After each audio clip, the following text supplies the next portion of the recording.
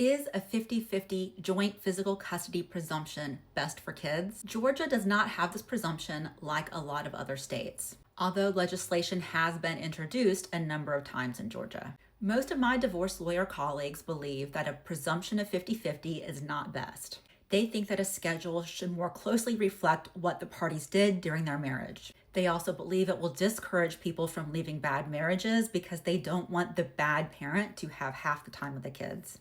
I personally am not against a 50-50 presumption, but that's because there's a boatload of research that supports that kids have better outcomes with 50-50 or very close to 50-50 custody.